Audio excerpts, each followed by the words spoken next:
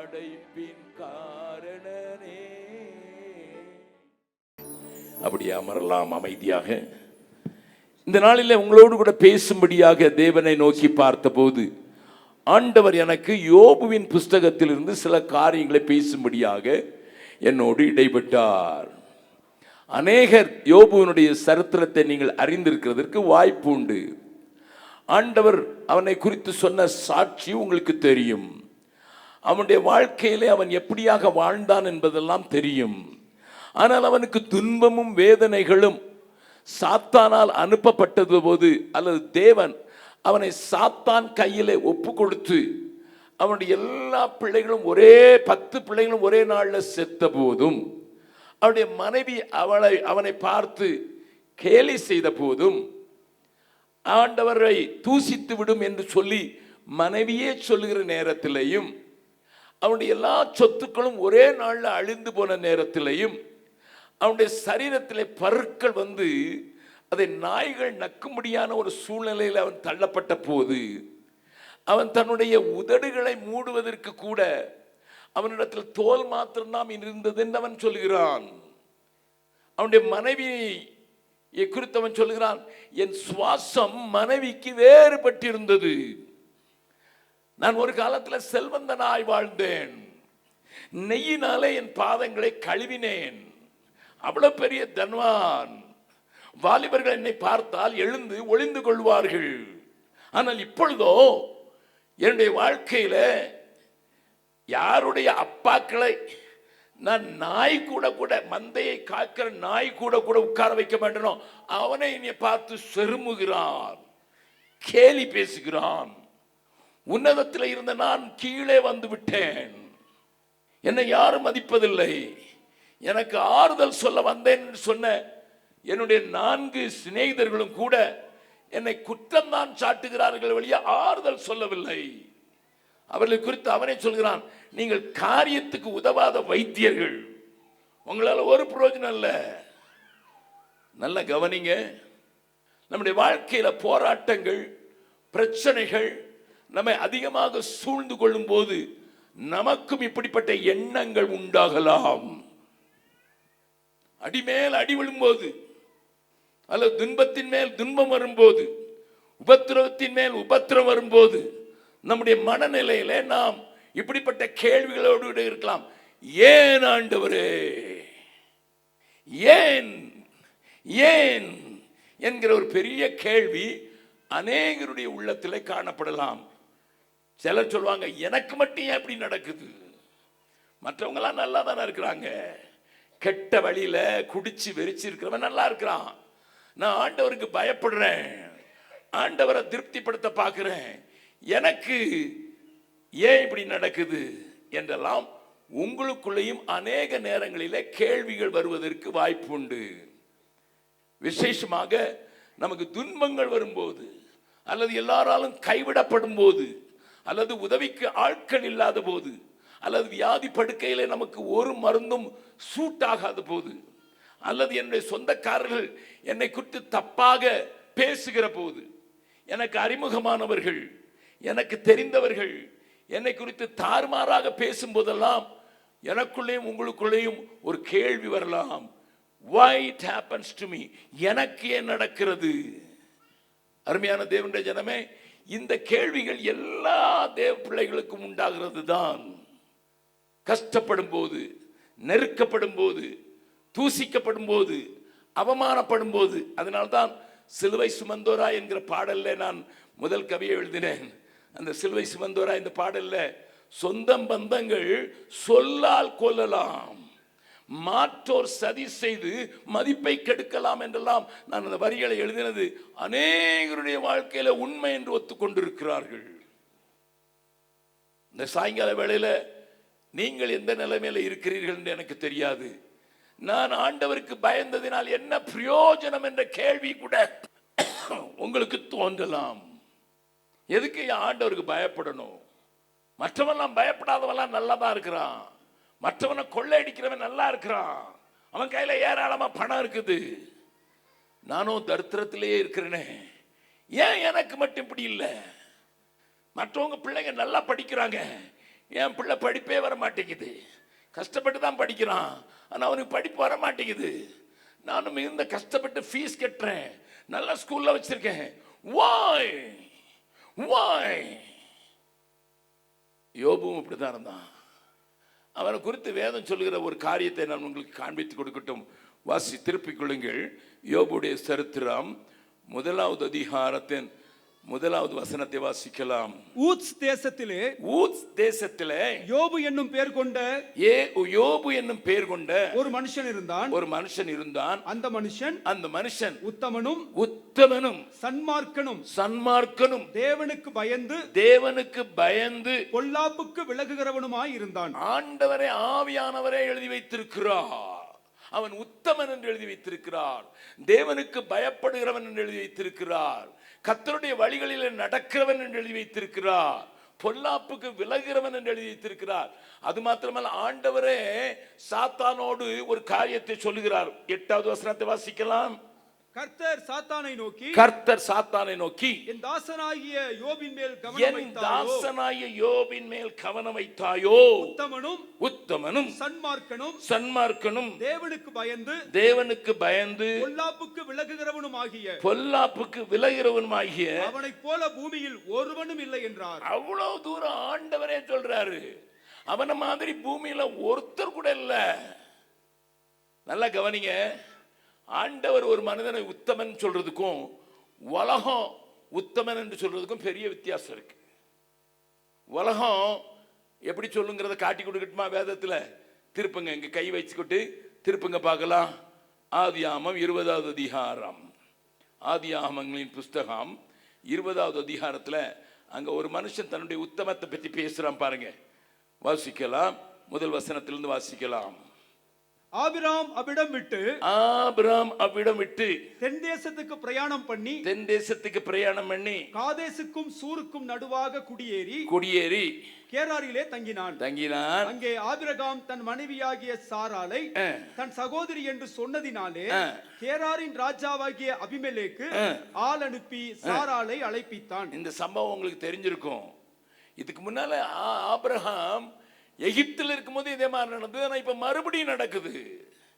இப்போ அங்க ஆள் அனுப்பி இவன் மனைவிய, ஆபிரகாமுடைய மனைவிய அந்த ராஜா கூப்பிட்டு அனுப்பிடுறான். ஆண்டவர் என்ன சொல்றார் பாருங்க, 3வது வசனம். தேவன் இரவிலே அபிமெலேக்குக்கு சொப்பனத்திலே தோன்றி நீ அழைப்பித்த ஸ்திரீயின் நிமித்தம், நீ அழைப்பித்த அவனுடைய மனைவியின் நிமித்தம் நீ செத்தாய். ஹலோ, நல்ல கவனிங்க. ஆண்டவர் டைரக்டாவே பேசுறாரு.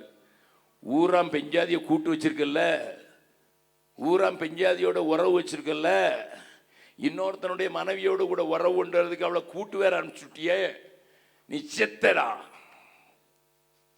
நல்ல கவனிங்க. எனக்கு ஊட்டியை பற்றி தெரியாது, ஆனால் ஊட்டியிலும் இருக்குன்னு நினைக்கிறேன். நிறைய பேர் சின்ன வீடு வச்சிருக்கான். பாண்டிச்சேரிக்கு போனீங்கன்னா தான் இது நிறைய இருக்கும். ஏன்னா பாண்டிச்சேரியில் பிரெஞ்சுக்காரன் அப்படி விட்டுட்டு போயிட்டான். பிரெஞ்சுக்காரன் ஊரில் ஒரு பஞ்சாதி வச்சுருந்தான், இங்கே ஒரு பஞ்சாதி வச்சுருந்தான். அதனால பாண்டிச்சேரியில் இருக்க அநேகருக்கு 2. ஆமாம், அது ஒரு ஸ்டெப்னி. ஸ்கூட்டரில் பஞ்சர் ஆகி போனால் போடுறதுக்காக ஒரு ஸ்டெப்னி வச்சுருக்க மாதிரி ஒரு ஸ்டெப்னி நிறைய பேர் வச்சுருக்காங்க. வெளியே தெரியாத யோக்கிய மாதிரி இருப்பான். லோ, நல்லா கவனிங்க. அவனை ஆண்டவர் கேட்கிறார், நீ செத்தடா. அப்ப அவன் என்ன சொல்றான் பாருங்க. அபிமெலேக்கு அவனை சேராதிருந்தான், ஆகையால் அவன், ஆண்டவரே நீதியுள்ள ஜனங்களை அழிப்பீரோ? அடையப்பா, நீதி உள்ளவர் இவரு. பக்கத்து வீட்டுக்காரன் பெஞ்சாதி வச்சிருந்ததை கூட்டி வச்சுக்கிட்டு அவன் என்னதான் சொன்னாலும் சகோதரின்னு சொன்னா உடனே கூட்டு வச்சுக்கிடுயா? ஹலோ, நீ உனக்கு மனைவி இல்லாதவளை கூட்டி வச்சுக்கிட்டு நீதி உள்ள மனுஷரை அழிப்பீரோ? அடையப்பா, அடுத்த வசனம். இவன் தன் சகோதரி என்று அவன் என்னோட சொல்லவில்லையா? அவன் தன் சகோதரன் என்று இவனும் சொன்னாலே. உத்தம இருதயத்தோடும், அடே அப்பா, உத்தம இருதயத்தோடும் சுத்தமான கைகளோடும், ஏ அப்பா, பக்கத்து வீட்டுக்காரன் பெஞ்சாதிய கையில பிடிச்சிட்டு போயிட்டு இவர் உத்தமனா நடந்தாராம், சுத்த இருதயத்துல செய்தாராம். பக்கத்துல கையை பிடிச்சுக்கலுங்க, உங்களை பற்றி சொல்லல. அநேக நேரங்களில் தப்பு பண்ணிட்டு அதை ஜஸ்டிஃபை பண்றது. மற்றவங்கெல்லாம் செய்யலையா, சிலர் இப்படி மற்றவங்களாம் செய்யலையா, நான் செஞ்சானே. மற்றவெல்லாம் செய்தாலும் நீ செய்ய முடியாத. நான் இயேசுவால பிடிக்கப்பட்டவன், அவர் இரத்தத்தால கழுவப்பட்டவன். நான் இயேசுவால பிடிக்கப்பட்டவன், அவர் இரத்தத்தால கழுவப்பட்டவன். எனக்கென்று எதுவும் இல்ல, இப்பூவி சொந்தமல்ல. எனக்கென்று எதுவும் இல்ல, இப்பூவி சொந்தமல்ல. எல்லாமே இயேசு, எல்லாம் இயேசு, எல்லாம் இயேசு, இயேசு, இயேசு, எல்லாம் இயேசு, இயேசு, இயேசு. உண்மையான ஆண்டவரால பிடிக்கப்பட்டனா இந்த மாதிரி பொல்லாப்புக்கெல்லாம் விலகி ஓடுவேன். உலகம் இத கூட உத்தமன் தான் சொல்லும், உலகம் இது கூட நீதி உள்ள ஜனம் தான் சொல்லும். உலகம் இந்த காரியங்களை மறைக்கிறதுக்காக அதுக்கு நல்ல பெயர் போட்டுரும். அது அரசியல்வாதிகள்லாம் பார்த்துருக்கீங்களா, அவ்வளோ அட்டூழியம் பண்ணுவான், அவ்வளோ கொள்ளையடிப்பான், ஆனால் யோக்கிய மாதிரி பேசுவான். ஹலோ, உங்க ஊர்ல பேசுறது இல்லையா? ஆமா. Many times it is world standard. அது உலகத்தினுடைய நீதி, அது உலகத்தினுடைய அளவுகோல், அது உலகத்தினுடைய ஸ்டாண்டர்ட். ஆனா ஆண்டவர் ஒரு மனுஷனை பார்த்து இவன் உத்தமன், இவன் தேவனுக்கு பயப்படுகிறவன் என்று சொல்லுவார் என்றால் அவனுடைய சாட்சி எவ்வளவு பெரிதா இருக்கும். ஆனாலும் அவனுக்கும் சோதனைகளும் வேதனைகளும் வந்ததாக வேதம் சொல்லுகிறது. நல்ல கவனிங்க, ஆண்டவர் இங்கே சாத்தானுக்கு சவால் விடுறதுக்காக யோபுவை உபயோகப்படுத்துகிறார். நான் சின்ன பையனா இருக்கும்போது எங்க அம்மாவுக்கு சமையல் கட்டில் உதவி செய்யறது வழக்கம், மூத்த பிள்ளை, அதனால சமையல் கட்டில் உதவி செய்யறது வழக்கம். எங்க வீட்டில் அடிக்கடி குழி பணியாரம் செய்வாங்க. உங்க ஊர்ல செய்வாங்கல்ல? ஆமா, பார்த்துருக்கீங்க எல்லாரும். அந்த குழி பணியாரம் செய்யும்போது எனக்கும் பணியாரம் செய்யணும்னு ஆசை. அதனால எங்கள் அம்மாட்ட சொன்னேன், அம்மா நான் உங்களுக்கு ஹெல்ப் பண்ணுறேன்ட்டு, என்ன சொல்லணும் செய்யணும்னு சொல்லி கொடுங்க. அப்போ சொன்னாங்க, கொஞ்சம் எண்ணெயை ஊற்றிட்டு கொஞ்சம் மாவு ஊற்றணும், அதுக்கு பிறகு கொஞ்சம் அப்படி கோல்டன் கலரில் வரும்போது அப்படி திருப்பி போட்டுடணும், அதுக்கு பிறகு கோல்டன் கலரில் தங்க நிறத்தில் வந்தோடனே எடுத்து வச்சிடணும். எங்கள் அம்மா ஒரு வேலையா ஸ்கூலில் வேலை பார்க்குற டீச்சர், அதனால கொஞ்சம் போயிட்டாங்க. வந்தாங்கன்னா 25 பணியாரம் செஞ்சாச்சு. எங்கள் அம்மா கேட்டாங்க, என்னடா செஞ்சிட்டியா? ஆமாம். ஆனால் எங்கள் அம்மா பிச்சு பார்த்தா உள்ள அவ்வளோ பச்சையாக இருக்கு, பச்சை மாவு. அப்பந்தான் எனக்கு தெரிஞ்சது, வெளியில கோல்டன் கலராக இருக்காந்தா கூட உள்ளுக்குள்ளேயும் வேகணும். பக்கத்தில் உங்க கையை பிடிச்சி முகத்தை பார்த்து சொல்லுங்க பார்க்கலாம்.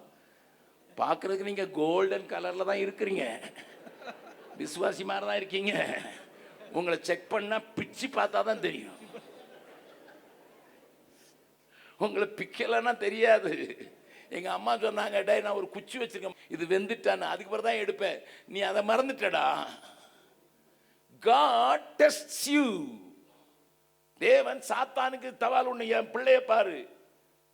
அதனாலதான் நம்ம பாடுறோம், என்ன வந்தாலும் நம்புவேன், யார் கைவிட்டாலும் பின் செல்வேன். என் பிள்ளைய பாருடா, எல்லாரும் கைவிட்டாலும் அவன் என்ன விட மாட்டான், என்ன வந்தாலும் நம்புவான். இதுதான் ஆண்டவர் நம்மை குறித்து சொல்ல வேண்டிய சாட்சி. நல்லா கவனிங்க, ஆண்டவர் ஒரு மனிதனை உத்தமன் என்று சொல்வதற்கு, சாத்தானுக்கு முன்னதாக அவன் உத்தமன் என்பதை காண்பிப்பதற்கு, என் பிள்ளை இப்படித்தான் இருப்பான், அவனை எவ்வளவு பிச்சாலும் சரி, எவ்வளவு அவனை சேதப்படுத்தினாலும் சரி, அவன் உத்தமத்திலிருந்து இறங்கவே மாட்டான். உங்களை பற்றி அப்படி சாட்சி சொல்லணும். ஆனாலும் யோபுவுக்கு பெரிய கேள்வி. ஏன்னா யோபு தன்னுடைய வாழ்க்கையை குறித்து தானே பேசுறத பாருங்க. யோபுவின் புஸ்தகம் 29வது அதிகாரத்தை திருப்பிக் கொள்ளுங்கள். யோபுவின் புஸ்தகத்தில் 29வது அதிகாரத்தை முதலாவது திருப்பிக் கொள்ளுங்கள். அவனுடைய வாழ்க்கை குறித்த சில காரியங்களை நாம் பார்க்கலாம். அது நமக்கு பிரயோஜனமாக இருக்கும். அது போல 30வது அதிகாரத்திலும் சில காரியங்களை பார்க்கலாம். அவன் தன்னுடைய வாழ்க்கையை குறித்து என்ன சொல்றான் பாருங்க. 31வது வசனத்தை வாசிக்க. 31வது அதிகாரம் முதல் வசனத்தை வாசிக்கலாம். என் கண்களோட உடன்படிக்கை பண்ணின நான் ஒரு கன்னிகையின் மேல் நினைப்பா இருப்பது எப்படி? தன்னுடைய மாரல் லைஃபை குறித்து இவன் சொல்லுகிறான் பாருங்கள். என் கண்களோடு நான் உடன்படிக்கை பண்ணி இருக்கிறேன். அவன் சொல்லுகிற எல்லாத்தையும் நீங்க அந்த 31வது அதிகாரம் 32வது அதிகாரம் பார்த்தீங்கன்னா உங்களுக்கு ஆச்சரியமா இருக்கும். அவனுடைய அவன் என்ன சொல்றான் பாருங்க. 9வது வசனத்தை, என் மனம் யாதொரு ஸ்திரீயின் மேல் மயங்கி அயலானுடைய வாசலை நான் எட்டி பார்த்தது உண்டா? அயலானுடைய வாசலை வேற்று எண்ணத்தோடு எட்டி பார்த்தது உண்டா கூட? அப்பொழுது என் மனைவி வேறொருவனுக்கு மாவரைப்பாளாக. நல்ல கவனிங்க. சேலஞ்ச் பண்ண முடியும் யோபுக்கு. நான் இந்த மாதிரி என் மாரல் லைஃபை ரொம்ப காத்து கொண்டவன், என் கண்களோட உடன்படிக்கை பண்ணவன். பக்கத்து வீட்டில் பொம்பளை என்ன செய்யறான்னு நான் பார்த்ததில்ல. அப்படி பார்த்திருந்தேன்னா என் மனைவி மாவரைக்கட்டும் இன்னொருத்தனுக்கு. வாசிங்க, இப்ப வாசிக்கலாம். 24வது வசனத்திலிருந்து வாசிக்கலாம். நான் பொன்னின் மேல் என் நம்பிக்கையை வைத்து தங்கத்தை பார்த்து நீ என் ஆதரவு என்று நான் சொன்னதும் என் ஆஸ்தி பெரியதென்றும் என் கைக்கு மிகுதியும் கிடைத்ததென்றும் நான் மகிழ்ந்ததும் சூரியன் பிரகாசிக்கும் போதும் அல்லது சந்திரன் மகிமையாய் செல்லும் போதும் நான் அதை நோக்கி என் மனம் ரகசியமாய் மயக்கப்பட்டு என் வாய் என் கையை முத்தி செய்தது உண்டானால் என்னை முத்தி செய்த. I never put my trust on the gold. நம்ம தமிழ்நாட்டில் எல்லாருமே கொஞ்சம் தங்கத்து மேல ரொம்ப பிரியம் இல்லையா? ஆமா. சிலர் பார்த்தீங்கன்னா பெரிய செயினா போட்டிருப்பாங்க. புருஷன் போட்டது 10,000 இன்னும் பெருசா போட்டிருப்பாங்க. நிறைய பேர்ட்ட கேட்குறேன், என்ன எதுக்கு இப்படி போட்டிருக்கீங்கன்னா, எம்மாவது கஷ்டம் வந்துட்டுனா இதை வித்தாது அல்லது அடகு வச்சாது நாட்களை ஓட்டிடலாம். அப்போ யார் மேலே நம்பிக்கை? தங்கத்தின் மேலே தான். தங்கமே தங்கம். ஆமாம், ஆண்டவர் மேலே நம்பிக்கை கிடையாது. ஆனால் ஏதாவது வியாதி வந்துன்னா நான் கொஞ்சம் தங்கத்தை விற்கலாம் அல்லது அடகு வைக்கலாம். இது மனுஷர்களுடைய எண்ணம். ஆனால் அவன் சொல்கிறான் பாருங்க, என் பொன்னின் மேலே நான் நம்பிக்கை வைக்கவே இல்லை. என் ஆஸ்தி பெரிதா இருந்துன்னு சொல்லி நானே எவ்வளவு சம்பாதிச்சிட்டாடன்னு என்னையே நம் பாராட்ட கடல. அவ்வளவு உத்தமமா நடந்த ஒரு மனுஷன். அவன் அதோடு கூட சொல்லுவான், அவன்கிட்ட கேட்டா சொல்லுவான், ஒரு நாளும் வாசிக்கலாம். 33வது அதிகாரம் 9வது வசனம். நான் மீறுதல் இல்லாத சுத்தன், நான் குற்றமற்றவன், என்னில் அக்கிரமம் இல்லை. நல்ல கவனிங்க. ஏன்னா அவன் சொன்னதுக்கு காரணம், அவன் சொன்னது 31வது அதிகாரம் 16வது வசனத்தையும் 17வது வசனத்தையும் வாசிங்க. எளியவர்கள் வாஞ்சித்ததை நான் கொடாதிருந்து விதவையின் கண்களை பூத்து போக பண்ணி தாய் தகப்பன் இல்லாத பிள்ளை என் ஆகாரத்தில் சாப்பிடாமல் நான் ஒருவனாய் சாப்பிட்டது உண்டோ? என்ன சேலஞ்சிங் லைஃப். நான் ஒருவனும் தனியா சாப்பிடலையா? ஏழைகளுக்கு. ஒரு நாள்ல ஒரு school, government school head master ஒருத்தர் பார்க்க வந்தார். சண்டே சர்வீஸ்க்கு அவர் வந்தார். வந்தவர் சொன்னார், இன்னைக்கு நீ கலெக்டர் லீவ் எடுக்கக்கூடாதுன்னு சொன்னா கூட நான் அவர்கிட்ட நீர் என்ன செஞ்சாலும் சரி நான் போய்த்தான் ஆவேன் அப்படின்னு சொல்லும்போது அந்த கலெக்டர் கேட்டார் என்கிட்ட, என்னையா அப்படின்னுட்டு. அங்கே ஒரு தேவ மனுஷன் இருக்கிறார். அவன் சொன்னதை நான் சொல்கிறேன். அங்கே ஒரு தேவ மனுஷன் இருக்கிறாரு. எங்கள் கிராமத்துக்கு ரோடு, அப்ரோச் ரோடு இல்லை, அதுக்கு பேர் நாகட்டோலின்னு பேர். மலை மேலே இருக்குது. ஒரு சின்ன கிராமம். அதில் ஏறி தான் போகணும். 2000 ஃபீட் உயரத்தில் ஏறி தான் தவிழ்ந்து தான் மேலே போகணும். சுற்றி போக முடியாது. நான் இருக்கிற டிஸ்ட்ரிக்ட் பேர் ரோத்தாஸ். ரோத்தாஸ்னா அந்த ஹரிச்சந்திரனுடைய மகன் ரோஹிதாஸ் அவனுடைய பேரில் தான் இருக்குது. அதில் ஒரு சின்ன ஊர். எங்கேருந்தும் அவங்களுக்கு அக்சஸே கிடையாது. நடந்து தான் போகணும். எவ்வளோ வயசானாலும் நடந்து தான் போகணும். அந்த ஊருக்கு நான் முதல்ல போயிருக்கும்போது இந்த சுற்றி ஒரே பிள்ளைங்க, ஒரு 70-80 பிள்ளைங்க சுற்றிட்டு இருந்துட்டாங்க. நான் அவங்ககிட்ட சொன்னேன், எப்பா நான் உன்னை தேடி வந்ததுக்காரன் ஏசியை நான் அனுப்புனார்.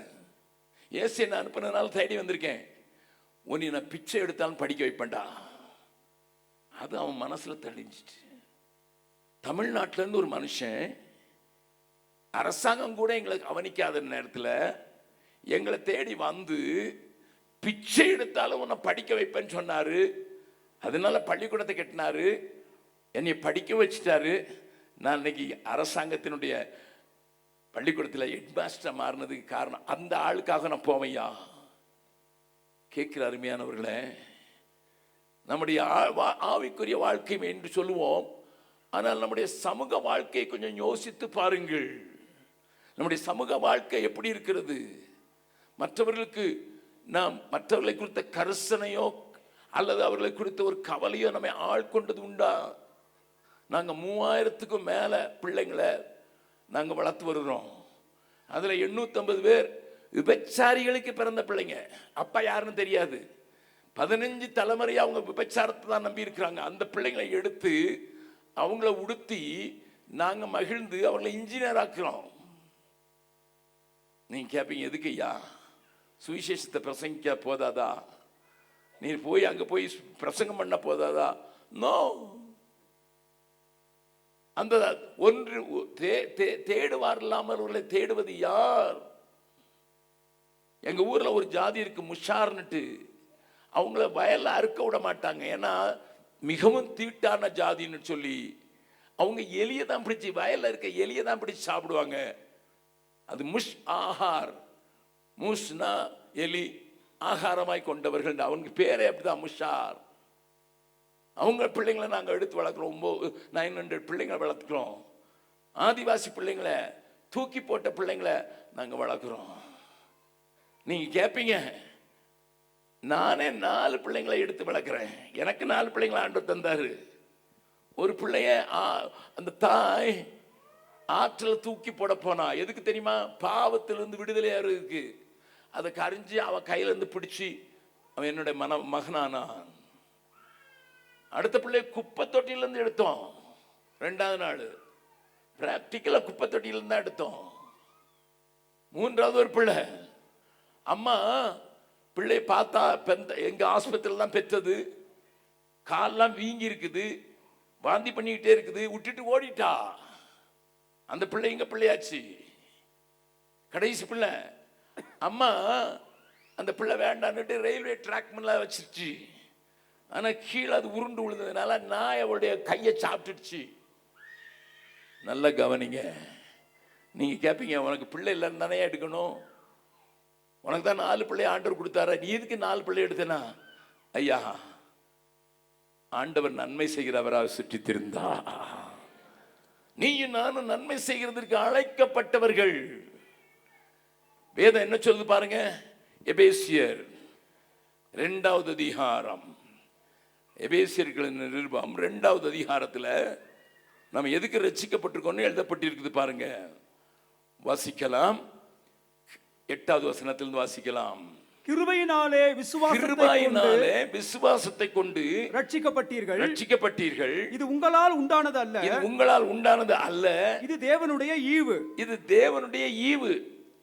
ஒருவரும் பெருமை பாராட்டாதபடிக்கு இது கிரியைகளினால் உண்டானதல்ல. ஏனெனில் நற்கிரியைகளை செய்கிறதற்கு நாம் கிறிஸ்து இயேசுவுக்குள் சிருஷ்டிக்கப்பட்டிருக்கிறோம்.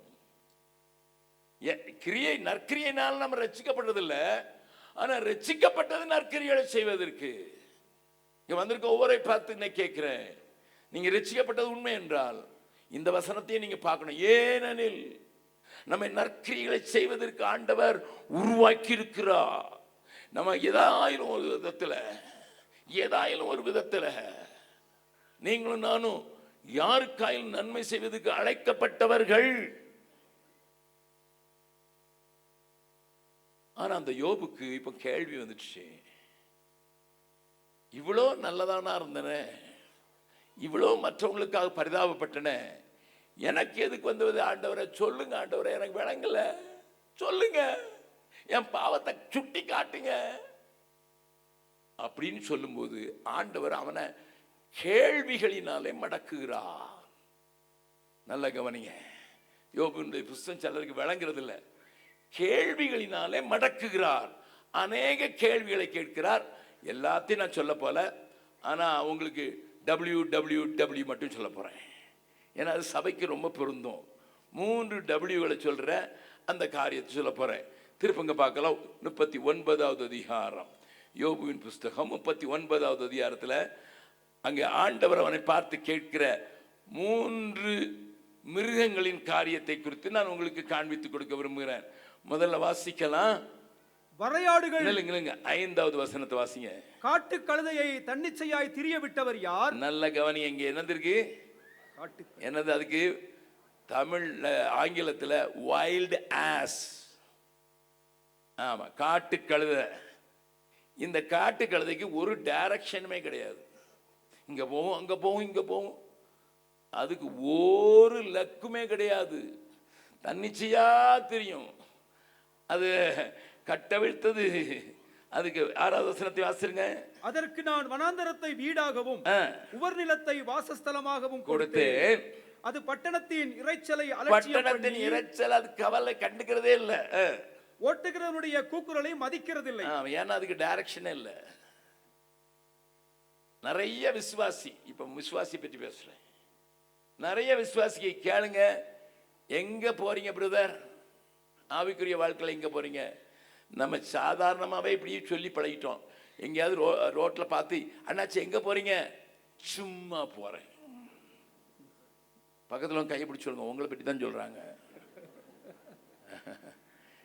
ஒரு நோக்கமே கிடையாது, சும்மா போறேன். எங்கடா போற? ஒரு நோக்கமே இல்லாம கிறிஸ்தவ வாழ்க்கையில அநேகருக்கு ஒரு நோக்கமே கிடையாது. என்ன செய்ய போறேன். பவுல கேட்டா சொல்லுவான், எதற்காக பிடிக்கப்பட்டேனோ அதை நோக்கி ஆசையாய் தொடர்கிறேன். ஆண்டவர் உங்களை பிடிச்சார்ல, உங்களை கையில எடுத்தார்ல, ரத்தத்தை சிந்தினார்ல, ஜீவனை தந்தார்ல, உயிரோடு இருப்பதற்கு பலன் தந்தார் அல்லவா? நீங்க எந்த டைரக்ஷன் போறீங்க? உங்களுக்கு கோல் உண்டாயா? அநேக சபைகள்ல சின்ன பிள்ளைங்க ஃபுட்பால் விளையாடும், பார்த்துருக்கீங்களா? நடுவில் ஒரு பந்து வச்சிருப்பான், இவனும் அடிப்பான், அவனும் அடிப்பான், இவனும் அடிப்பான். எங்கடா அடிக்கிறீங்க? கோல் போஸ்டே இல்லை. கோல் போஸ்ட் இல்லாமல் விளையாடுற பிள்ளைங்களை பார்த்துருக்கீங்களா? ஆமாம், அதுக்கு பேர் சின்ன பிள்ளை விளையாட்டு. ஒரு நோக்கமும் கிடையாது, பாந்து வந்து அடிக்கலாம். நிறைய ஊழியக்காரங்களா இப்படி தான் இருக்காங்க. எங்க பிரதர் போறீங்க? உங்க சபைக்கு ஒரு குறிக்கோள் உண்டா? ஒன்றும் கிடையாது பிரதர். 40 பேர் இருக்கிறான், கரை தேறிடுவேன். ஓய்,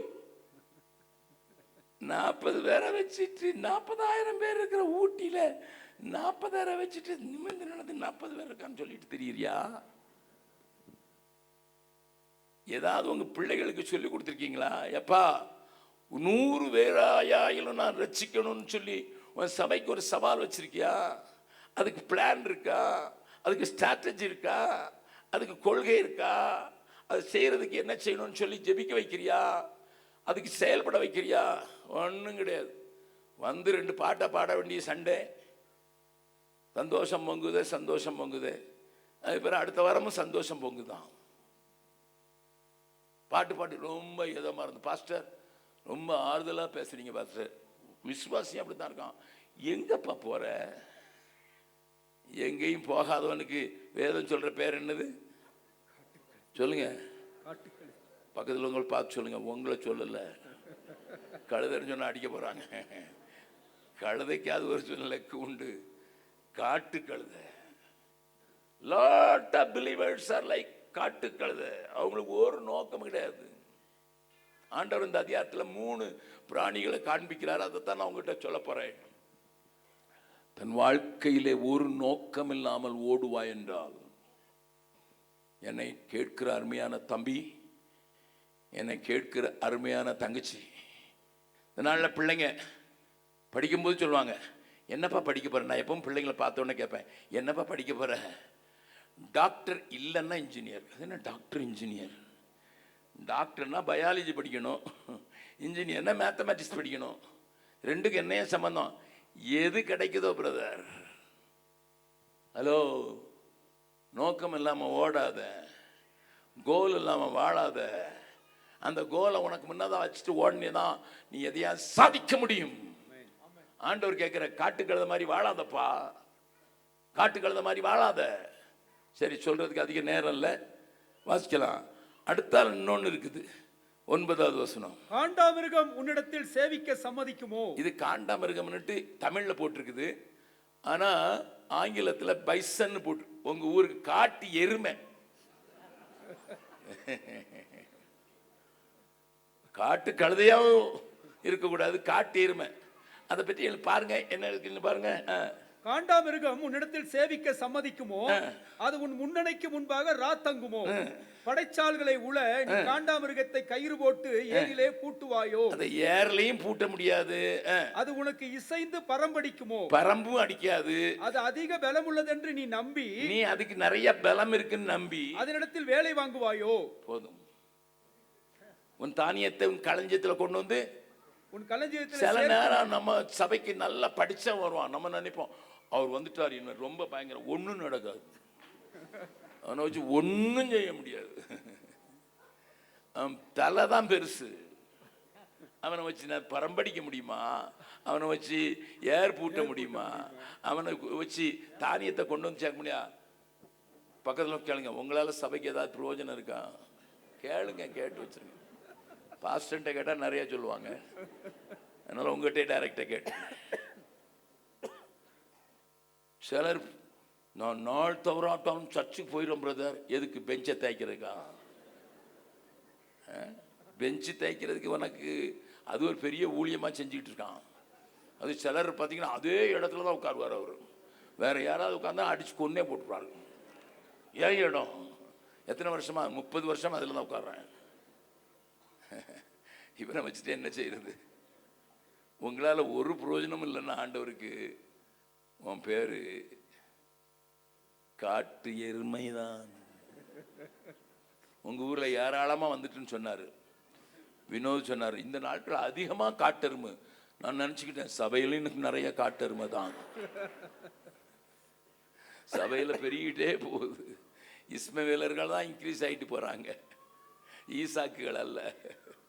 ஈசாக்கள் வரணும், ஆனா இஸ்மவேலரே வந்துட்டாங்க. எல்லாம் மாம்சம், பாதி மாம்சம். ஆனா வேதம் அதோட நிறுத்தல. முக்கியமான ஒரு காரியத்தை காண்பித்து கொடுக்க போறேன். நான் காட்டு மிருகமாக, காண்டா மிருகமாகவும் இருக்க விரும்பவில்லை, காட்டு கழுதையாகவும் ஒரு டைரக்ஷன் இல்லாமல் இருக்க விரும்பவில்லை. நான் இப்படி இருக்க விரும்புகிறேன்னு சொல்லுகிறவளை ஆண்டவர் தேடி வந்திருக்கிறார். 19வது வசனத்திலிருந்து வாசிக்கலாம். குதிரைக்கு நீ வீரியத்தை கொடுத்தாயோ, குதிரைக்கு நீ வீரியத்தை கொடுத்தாயோ, அதன் தொண்டையில் குமுறலை வைத்தாயோ. நல்லா கவனிங்க, இது குதிரைன்னுட்டு தமிழ்ல போட்டிருக்குது. நிறைய டிரான்ஸ்லேஷன்ல வார் ஹார்ஸ். முதல் W வைல்ட் ஆஷ், ரெண்டாவது W வைல்ட் ஆக்சன், மூணாவது W வார் ஹார்ஸ். ஆண்டவர் எல்லா விசுவாசியும் யுத்த குதிரையா இருக்க விரும்புகிறார். ஏன் தெரியுமா? யுத்த குதிரை தான் அதுக்கு முன்னால வர்ற அந்த யுத்தத்தை குறித்து மோப்பம் பிடிக்க தெரியும். நல்லா கவனிங்க, யுத்த குதிரையை குறித்து இங்க எழுதப்பட்டிருப்பாருங்க. வாசிக்கலாம், தொடர்ந்து வாசிக்கலாம். குதிரைக்கு நீ வீரியத்தை கொடுத்தாயோ, அதன் தொண்டையிலே குமுறலை வைத்தாயோ. ஒரு வெட்டுக்கிளியை மிரட்டுகிறது போல அதை மிரட்டுவாயோ. அதனுடைய நாசியின் செருக்கு பயங்கரமாய் இருக்கிறது. அது தரையிலே தாளடித்து தன் பலத்தில் கழித்து ஆயுதங்களை தரித்தவருக்கு எதிராக புறப்படும். அது கலங்காமலும் பட்டயத்துக்கு வாங்காமலும் இருந்து பயப்படுதலை அலட்சியம் பண்ணும். அம்பரா துணியும் மின்னுகிற ஈட்டியும் கேடகமும் அதன் மேல் கலகலக்கும் போது கர்வமும் மூர்க்கமும் மூர்க்கமும் கொண்டு தரையை விழுங்கி விடுகிறது போல் அது அனுமானித்து எக்காலத்தின் தொனிக்கு அஞ்சாமல் பாயும். எக்காலம் தொனிக்கும் போது அது நிகி என்று கணைக்கும். யுத்தத்தையும் படைத்தலைவரின் ஆர்ப்பரிப்பையும் சேனைகளின் ஆரவாரத்தையும் தூரத்திலிருந்து மோப்பம் பிடிக்கும். நல்ல கவனிங்க. நான் இப்ப சொல்ல போறது கொஞ்சம் கவனிங்க. இந்த உலகத்தில் எல்லா டெக்னாலஜி இன்க்ரீஸ் ஆனச்சோ இல்லையோ, நம்ம கையில் இருக்கிற மொபைல் பெரிய டெக்னாலஜி, ஆர்டிஃபிஷியல் இன்டெலிஜென்ஸ் சொல்ற ஏஐ இந்த நாட்களில் தீவிரமாக பரவி கொண்டு வருகிறது. உங்களுக்கு தெரிந்திருக்கலாம். ஏஐல என்னன்னா, நான் பேசுற மாதிரி என் சத்தத்திலேயே என் உருவத்திலேயே நான் பேசாததை சொல்லலாம். அப்போ இந்த உலகத்தில் யாரையும் நம்ப முடியாத ஒரு சூழ்நிலைக்கு நேரம் உலகம் நேர பயணிக்கிறது. கணவன் மனைவியை நம்ப முடியாது, தாய் தகப்பன் பிள்ளைகளை நம்ப முடியாது, சகோதரன் நம்ப முடியாது. ஏனென்றால் வருகிற செய்தி அவர் தான் அனுப்பினாரான்னுட்டு ஆத்தென்டிசிட்டியே இருக்காது. இந்த டேஞ்சரை நீங்க எவ்வளவு தூரம் பார்த்திருக்கீங்கன்னு எனக்கு தெரியாது. ஒரு காலத்தில் நமக்கு மொபைல்னா என்னன்னு தெரியாது. இப்ப பிச்சைக்காரன் கூட வச்சிருக்கான். இப்ப மாடு மேய்க்கிற பிள்ளைங்க எங்க பீகார்ல வச்சிருக்காங்க கையில. இந்த மொபைல் ஒரு பெரிய அலையை கொண்டு வந்து இந்த ஜனத்தை அழிச்சிடும். ஒரு காலத்துல பாவம் செய்யணும்னா போகணும். இப்ப பாவம் செய்யறதுக்கு அதுவே உங்க கைக்குள்ள வந்துடும். இப்படி ஒரு பெரிய யுத்த காரியம் சபைக்கு விரோதமாக, விசுவாசிகளுக்கு விரோதமாக, தேவ பிள்ளைகளுக்கு விரோதமாக இந்த தேசத்துல பரவி கொண்டு வருகிறது. இத யுத்த குதிரை மோப்பம் பிடிக்கும். எவருக்கு வந்தான்னு, ஐயோ என் சந்ததி எப்படி வாழப்போகிறது? 2025 வர்ற சந்ததிய விஞ்ஞான பாஷையில பீட்டா ஜெனரேஷன் சொல்றாங்க. அந்த பீட்டா ஜெனரேஷன் என்ன செய்யும் அப்படிங்கிறத கொஞ்சம் நீங்க போய் பார்த்தீங்கன்னா பயமா இருக்கும். நான் இன்னைக்கு காலையில் கூட இந்த பள்ளிக்கூடத்தில் சொன்னேன். பள்ளிக்கூடத்தில் பிள்ளைங்களோட பேசும்போது, எனக்கு ஒரு 7 வயசு பேரன் இருக்கான், 2வது தான் படிக்கிறான். அவன் ஃபோனை எடுத்துக்கிட்டு அந்த ஃபோனில் கேட்பான், சாட் ஜிபிடி அமேசான் நதியுடைய நீளம் எவ்வளவு அது சொல்லும், எவரெஸ்டுடைய சிகரம் எவ்வளவு உயரம் சொல்லும். அப்படி நிறைய கேள்வி கேட்டுட்டு கடைசியில் சொல்லுவான், உனக்கு எதுவும் தெரியல, நீ அண்ணிய கேளு. பிள்ளைகள் இன்னைக்கு அவ்வளோ அட்வான்ஸ் ஆயிட்டாங்க. சாட் ஜிபிடி என்ன வேணாலும் சொல்லுமா. நீங்க லீவ் லெட்டர்லாம் எழுத வேண்டியதில்லை. நீங்க அந்த சாட் ஜிபிடி சொன்னா போதும், எனக்கு 2 நாள் லீவ் வேணும், தலை வலிக்கிற மாதிரி இருக்கு அப்படின்னு சொன்னா போதும், அது ஒரு பெரிய அழகான லெட்டர் எழுதி உங்களுக்கு கொடுத்துரும். முதலாளியை நல்லா பாலிஷ் வச்சு, நான் இல்லாமல் உங்களுக்கு கஷ்டமாக தான் இருக்கும், ஆனால் எனக்கு லீவ் வேணும் அப்படிலாம் அது எழுதும். நீங்கள் எழுதவே வேண்டாம். பிள்ளைங்களுக்கு இனிமேல் பரிசெல்லாம் எழுத வேண்டாம். கொஸ்டினுக்கு அதுக்கு சொன்னால் அது எழுதிடும். எங்கே போயிட்டு இருக்கு இந்த உலகம்? மனிதன் தன்னை அழித்துக் கொள்வதற்கு தீவிரம் காட்டுகிற இந்த நேரத்தில் வரப்போகிற சந்ததி அழிவுக்கு நேராக நடத்தப்படுகிறதற்கு சபையின் ஊழியர்களே, சபையின் மக்களே, அந்த மோப்பம் உங்களுக்கு தெரியுதா? அந்த யுத்தத்தை குறித்து மோப்பம் உங்களுக்கு தெரியுதா? நீங்க ஒரு வார்குதிரையாக அல்லது யுத்த குதிரையாக இருக்க வேண்டும் என்று தேவன் விரும்புகிறார். அதனால தான் அந்த குதிரையை பற்றி ஏராளமாக எழுதியிருக்கிற எல்லாத்தையும் பேசுறதுக்கு எனக்கு நேரம் இல்லை. ஒரே ஒரு காரியத்தை மாத்திரம் சொல்றேன். அந்த குதிரைய நல்லா சேணம் போட்டு கட்டி, உங்க ஊர்ல குதிரையில நடத்தி போவாங்க, சேணம் கட்டி கண்ணை மூடி அது ஒரே டைரக்ஷன்ல தான் பார்க்கும். அது வேற எங்க பார்க்க கூடாது. அதுக்காக குதிரையை வச்சிருக்கவன் அதுக்கு கடிவாளம் போட்டு அதனுடைய வாயை கடிவாளத்தில் மாட்டி அதனுடைய கண்களை பாதுகாத்து, அது மேலே இருக்கிறது ஆவியானவர். ஒரு நல்ல விசுவாசி ஆவியானவர் தன் மேலே ஏற்றி ஆவியின்படி நடக்கிறவர்கள் தேவனுடைய புத்திரர் என்று வேதம் சொல்கிறது. ரோமர் 8வது அதிகாரத்தில் ஆவியின்படி நடக்கிறவர்கள். நான் கேட்குறேன், இப்போ நீங்க நடக்கிறதுக்கு ஆவியானவர்கிட்ட எவ்வளவு கேட்குறீங்க? நீங்க எவ்வளவு பார்க்குறீங்க? உங்களுக்கு வரப்போற டேஞ்சர், உங்க குடும்பத்தை அழிக்க போற, உங்க பிள்ளைகளை அழிக்க போகிற அநேக டேஞ்சர் உங்களுக்கு தெரியல தெரியுமா? வருங்காலம் பொல்லாததா இருக்கு. ஏதோ பிள்ளை படிக்க வச்ச ஒரு வேலை கிடைச்சுன்னு நினைக்காதீங்க. இந்த ஆர்டிபிஷியல் இன்டெலிஜென்ஸ் வந்து 30 கோடி பேருக்கு வேலை எல்லாம் ஆக்க போகுது. ஆல்ரெடி கொஞ்சம் பேர் ஆக்கிட்டு. கொஞ்சம் யோசித்து பாருங்க, 30 கோடிக்கு இப்பமே வேலை இல்லை. 30 கோடிக்கு வேலை இல்லைன்னா எப்படி இருக்கும்? அமெரிக்காவுக்கு போனாங்க சம்பாதிக்கிறதுக்கு.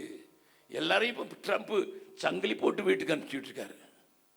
திருட்டுத்தனமா போனவங்கெல்லாம் நல்லா போனவங்களையும் அனுப்புறாரு. இந்த உலகம் தலைகீழா மாறிக்கிட்டு இருக்குது. இதுக்கெல்லாம் முடிவு என்னையா? இதுக்கெல்லாம் முடிவு என்னையா? என் சத்திய வேதம் சொல்கிறது. மத்தேயு 24:14 வாசிக்கலாம். ராஜ்யத்தினுடைய இந்த சுவிசேஷம், ராஜ்யத்தினுடைய இந்த சுவிசேஷம் பூலோகம் எங்கும் உள்ள சகல ஜாதிகளுக்கும் சாட்சியாக பிரசங்கிக்கப்படும். அப்பொழுது முடிவு வரும். ஆண்டவர் கொடுத்திருக்க ஒரே சைன், அடையாளம், இந்த ராஜ்யத்தின் சுவிசேஷம் சகல ஜாதிகளுக்கும் சுவிசேஷமாய் பிரசங்கிக்கப்படும். அப்போ முடிவு வரும். அப்போ அந்த வார் குதிரைன்னு சொல்றதுல ஆவியானவர் ஒன்னை என்னை ஏற்கிறது. இந்த வரப்போகிற டேஞ்சரை மோப்பம் பிடிச்சு ஆவியானுடைய ஆளுகையில நான் எப்பவும் ரெடின்னு சொல்லிக்கிட்டே நிற்கும். காலில் வச்சு தரையை பின்னிக்கிட்டே இருக்கும், தரையை நோண்டிக்கிட்டே இருக்கும். என்னை அனுப்பும் ஆண்டவரை, என்ன அனுப்பும் எப்பவும் ஆயத்தமா இருக்கும். அதுக்கு பேர் தான் வார் ஹார்ஸ். என்ன கேட்கிறவர்களே, இந்த உடல்நல குறைவினால நான் அதிகம் உங்களோடு கூட பேச முடியவில்லை. ஆனாலும் இருதயத்தின் ஆழத்தில் இருக்கிற ஒரு பாரத்தை உங்களோடு கூட பகிர்கிறேன். நான் ஒரு பாடல் எழுதினேன். அந்த பாடல் எப்படி இருக்கிறது? நீ போக விடில் யார் போவார், இப்போதில்லாவிடில் எப்போ. நீ போக விடில் யார் போவார், இப்போதில்லாவிடில் எப்போ. கணக்கு கேட்பார் என்ன செய்வாய், கண்ணீர் விடுவாயோ கர்த்தரை கண்டு, கண்ணீர் விடுவாயோ கர்த்தரை கண்டு.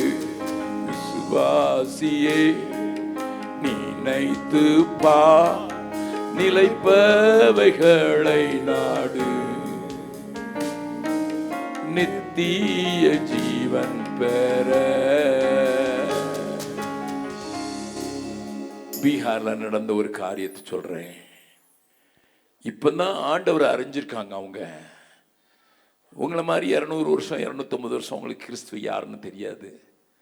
நாங்க போனதுனால தான் ஆண்டவரை அறிஞ்சிருக்காங்க. அதுல ஒரு கிராமத்துல 80 குடும்பத்தை எடுத்து தள்ளி, வீட்டை விட்டு வெளியே தள்ளி, மழை காலத்துல கடந்த வருஷத்துல எங்களுக்கு ஜூலை, ஆகஸ்ட், செப்டம்பர், அக்டோபர் வரைக்கும் மழை இருக்கும். 4 அடமழையில் அந்த பிள்ளைங்க வெளியே 80 குடும்பம் தள்ளப்பட்டது. அவங்கள பார்க்கறதுக்கு வைக்கப்பட்டிருந்த ஊழியக்காரி என்கிட்ட வந்து, அண்ணன் நாங்கள் என்னமே செய்ய முடியல, ஊர்ல இருந்து அவங்கள வெளிக்கி வச்சுட்டாங்க, அவங்க இப்போ வெளியே தான் உட்காந்துருக்காங்க, சமைக்கிறது அங்கே தான், பிள்ளைகளை வளர்க்குறது அங்கே தான், குடும்ப வாழ்க்கையை அங்கே தான் நடத்தணும், மரத்து கீழே இருக்காங்க. அதுக்கு பிறகு நாங்கள் போராடி அவங்க இப்போ மறுபடியும் போயிட்டாங்க. அந்த சகோதரன் சொன்னார், என்ன சொன்னார் தெரியுமா? நல்லா கவனிங்க. அந்த சகோதரன் என்ன சொன்னார் தெரியுமா? நீங்கள் உங்களை நம்ப மாட்டீங்க. எங்கள் பிள்ளைங்களை வீட்டை விட்டு வெளியே துரத்திட்டாலும் அவங்க ஒவ்வொரு நாளும் 1 கிலோ ரைஸை எடுத்து தனியாக வச்சு அதை ஒரு ஃபண்டை மாற்றி பக்கத்து கிராமத்தில் ஒரு சர்ச்சை கட்டி கொடுத்துக்கிட்டு இருக்காங்க. அந்த சர்ச்சுக்கு பாஸ்டர் யார் தெரியுமா? நான் சொல்லட்டுமா? ஒரு 3 தலைமுறையை திருட்ட மாத்திரம் நம்பி வாழ்ந்தான் ஒரு குடும்பம். அவங்களுக்கு பேரே திருடர்கள் தான். ஆனா அற்புதமா சுவிசேஷம் அவனை ரட்சித்தது எங்கள் மூலம். அங்க பைபிள் மாற அவன் அங்க வச்சோம். அவனுக்கு கர்த்தர் கிருபை கொடுத்ததுனால 250 பேரை விசுவாசத்தில் கொண்டு வந்து அவங்களே கையால மண்ணால கெட்டி மேல ஆஸ்பெஸ்டஸ் போட்டு ஆராதிச்சுக்கிட்டு இருந்தாங்க. கொரோனா வந்தபோது அந்த மனுஷன் இறந்து போனார். நான் அதுக்கு பிறகு அங்கே மீட்டிங் நடத்தினுக்கு போனேன். எனக்கு ரொம்ப கஷ்டமா இருந்தது. கொஞ்ச நாள்லயே 200 பேர் ஆண்டவருக்குள்ள கொண்டு வந்து ஒரு மனுஷன் இறந்துட்டாருன்னுட்டு. அப்போ அங்கே அந்த ஊழியக்காரருடைய தலைவர் சொன்னார், அண்ணே நான் உங்களுக்கு ஒரு பிள்ளைய நான் உங்களுக்கு அடையாளம் காட்டி கொடுக்கணும், அவளுக்கு சாட்சி சொல்றதுக்கு ஒரு 5 நிமிஷம் கொடுங்கன்னு சொன்னார். ஆல்ரெடி அது 4 மணி ஆயிடுச்சு, கூட்டம் ஆரம்பிச்சு போயிட்டே இருக்குது, யாரும் சாப்பிடலை. நான் சொன்னேன், தம்பி நேரம் ஆயிடுச்சே. இல்லைன்னு நீங்கள் கேட்டிங்கன்னா நீங்கள் நிச்சயமாக ஆண்டவருக்குள்ள ஆசீர்வதிக்கப்படுவீங்கன்னாரு. ஒரு மஞ்சு அப்படின்னு பெயர் கொண்ட ஒரு 19 வயசு பெண்ணை கொண்டு வந்தாங்க. அவளுக்கு கீழே இடுப்புக்கு கீழே வாத்து மாதிரி தான் இருந்தா, வாத்து மாதிரி தான். அவளுக்கு நேரம் நடக்க முடியாது, சைடில் தான் நடக்க முடியும். மேலெல்லாம் நல்லா இருக்கும், கீழே வாத்து மாதிரி தான் காலு. முன்னால நடக்க முடியாது, சைடில் தான் நடக்கணும். அவரை கொண்டு வந்தாங்க. நான் மஞ்சுவை பார்த்து கேட்டேன், நீ என்ன செய்யறன்ட்டு. எங்கள் அப்பா விட்டு போன ஊழியத்தை நான் செய்கிறேன். அப்போ நான் பக்கத்தில் இருக்கிற அந்த ஊழியக்காரனை கேட்டேன், அவர் செத்து 6 மாதம் ஆச்சு, எத்தனை பேருக்கு ஞானஸ்நானம் கொடுத்துட்டா? 60 பேருக்கு ஞானஸ்நானம் கொடுத்துட்டா. எனக்கு விளங்கவே இல்லை. நான் அவளை கேட்டேன், மேடையிலே கேட்டேன், மஞ்சு எப்படி முடியுது? உனக்கே பிரதானமாக இருக்கிற, உங்ககிட்ட ஜெபம் பண்ணுறதுக்கு வர்றவங்க உன்னை பார்த்து உனக்கே இப்படி இருக்கிற, நீ எனக்கு ஜெபம் பண்ண போறியான்னு கேட்க மாட்டாங்களா? இல்லை அங்கிள், இல்லை. என்னையா பார்க்க வராங்க? எனக்குள்ள இருக்க இயேசுவை பார்க்க வராங்க. 2 மாதத்துக்கு முன்னால் அந்த இடத்துக்கு போயிருந்தேன். அவளை கூப்பிட்டு விட்டேன். கல்லூரியில் படிக்கிறா. காலேஜ் படிக்கும் போது 3 பஸ் மாறி அவர் ராஞ்சிங்கிற பட்டணத்துக்கு போகணும். 3 பஸ் மாறி அதுக்கு மத்தியில் ஊழியமும் செய்கிறா. அருமையான தேவப்பிள்ளையே, அவளை நான் ஒரு கேள்வி கேட்டேன், மஞ்சு எதுக்கு இவ்வளோ கஷ்டப்படுறமா? அங்கிள், என் ஜனத்துக்கு நான் சொல்லலைன்னா, என் நாளில் என் ஜனத்துக்கு சொல்லனா அழிஞ்சு போயிடுவாங்க அங்கிள், அழிஞ்சு போயிடுவாங்க. என் பலவீனம் என்னோட இருக்கட்டும், ஆனால் வரப்போகிற அழிவு, வரப்போகிற அழிவுலேருந்து அவங்க காப்பாற்றப்படணும், நித்திய ஜீவன் அவங்க பெற்றுக்கொள்ளணும். நான் எப்படி அங்கிள் சும்மா இருக்க முடியும்? எஸ், அதான் என் உண்மையான கிறிஸ்தவனை அறிந்த கிறிஸ்துவை உறைந்தவர்கள்.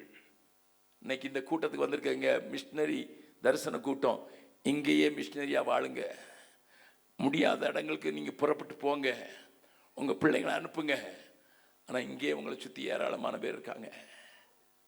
ஆத்ம ரட்சிப்பு இழந்தவர் 1000 ஆயிரமாம் அன்றாடம் இந்த மண்ணடியில் அழிந்து சாகிறாரே என்று பாடுகிறோம். நீங்க இல்லைன்னா யார் இருக்கா ஐயா? நீங்க இல்லைன்னா யார் இயேசுவை சொல்லுவாயா? நீங்க சொல்லலைன்னா யாரையா ஆண்டவர் சொல்லுவா? உன் வாழ்க்கை மட்டும் பார்த்துக்கிட்டு உன் வாழ்க்கையில வசதியா இருந்தா போதும்னு நினைக்கிறியா? எப்படியும் நீ வாழ முடியும், எப்படியும் நீ வாழ முடியும். ஆனா பரலோகத்துக்கு போகும்போது வெறும் கையை போயிடாதீங்க. யாரையாயிலும் 2 பேரையாவது. ஏன்னா வேதம் சொல்கிறது, சபை ஒன்றாயிலும் மலடாயிராமல் இரட்டை குட்டிகளை ஈன்ற மந்தை போல இருக்குன்னுட்டு உன்னத பாட்டில் எழுதியிருக்கு. 2 சேனைக்கு சமானம் என்று உன்னத பாட்டில் எழுதியிருக்கு. உங்க சபை ஒரு சேனையை போல இருக்கணும். உங்க சபை ஒன்றாயிலும் மலடாயிராமல் இரட்டை குட்டிகள் போட்ட 2 பேர் ஆண்டவர்களை எல்லாரும் கொண்டு வரணும். அதுக்குரிய பயிற்சி கொடுக்கணும். தினந்தோறும் ஆறுதல் செய்தியை பேசி கெட்டு போயிடாதீங்க. தினந்தோறும் ஆறுதலா இருக்குன்ட்டு ஒன்னையே யோசிச்சுக்கிட்டு இருக்காத. ஆண்டவர் ஒன்றை தான் நம்பி இருக்கிறார். இந்த ராஜ்யத்தின் சுவிசேஷம் சகல ஜாதிகளுக்கும் பிரசங்கிக்கப்படும், அப்பொழுது முடிவு வரும். நீங்க என்ன செய்யறீங்கன்னு மட்டும் இருதயத்திலிருந்து யோசித்து பாருங்க. இருதயத்திலிருந்து யோசித்து பாருங்க. எனக்கு ஒரு சகோதரியை தெரியும். அவங்க கரூர் பட்டணத்தில் அவங்கள பார்த்தேன். பின்னால் ஒரு டயர் கட்டிக்கிட்டு கால் ரெண்டு வணங்காது, அதில் தான் நடக்க முடியும். என் கூட்டத்துக்கு வந்திருக்க போது அந்த கூட்டத்தில் அவங்களால் தொடப்பட்டதுனால நான் தான் போக முடியாது. பெண் பிள்ளை, நான் தான் போக முடியாது. நான் நகண்டு டயரை கட்டிட்டு தான் நான் நடக்க முடியும். நடக்கலை, தவள முடியும். ஆனால் மாதம் கொஞ்சம் பணம் அனுப்ப ஆரம்பிச்சா. நான் பின்னால் அவளை பார்த்த போது சொன்னேன், எப்படிம்மா உனக்கு பணம் கிடைக்குது? உங்கள் அப்பாட்ட ஒன்றும் இல்லையே, உனக்கு தான், உனக்கு சிகிச்சை பார்க்கணுன்ட்டு அவங்க எல்லாத்தையும் வித்துட்டாங்களே, எப்படி வாழ்கிறீங்க, எப்படி நீ பணம் அனுப்புகிற? அவள் சொன்னா, அங்கிள் நீங்கள் பேசின பின்பு எனக்கு ஒரு யோசனை தோன்றுச்சு. நான் எதுக்கு 2 கோழியை வளர்க்கக்கூடாது? கோழியை மேய்க்கிறதுக்கு ஒன்றும் பெருசு வேண்டியது இல்லையே, அரிசி போட்டால் வருது. எங்கள் அம்மாட்ட 2 கோழி கேட்டேன், அது முட்டை விட்டுச்சு. அதில் ஒரு முட்டையை உங்களுக்கு விற்று நான் அனுப்பினேன். அதுக்கு பிறகு அது பெருகிச்சு, பெருகி இன்றைக்கி அந்த முட்டையை வச்சு நான் 2 மிஷினரிகளை தாங்கிட்டு இருக்கேன். இந்த ராஜ்யத்தின் சுவிசேஷம், இந்த ராஜ்யத்தின் சுவிசேஷம் சகல ஜாதிகளுக்கும் பிரசங்கிக்கப்படும். அப்பொழுதுதான் முடிவு வரும். இந்த பூமி முடியணும்னா, ஆண்டோடைய ராஜ்யம் வரணும்னா, என்னால் முடிஞ்சதை நானும் செய்வேன்னு சொன்ன போது நான் அழுதேன். என்னை கேட்கிற அருமையான சகோதரா, என்னை கேட்கிற அருமையான சகோதரியே, வாலிபர்களே, ஆண்டவர் உங்களை தான் நம்பியிருக்கிறாரு, உங்களை தான் நம்பியிருக்கிறாரு. நீங்க தான் பதில் சொல்லணும். எனக்காக ஜீவன் விட்டவருக்கு என்னால் முடிஞ்சதை செய்வேன்.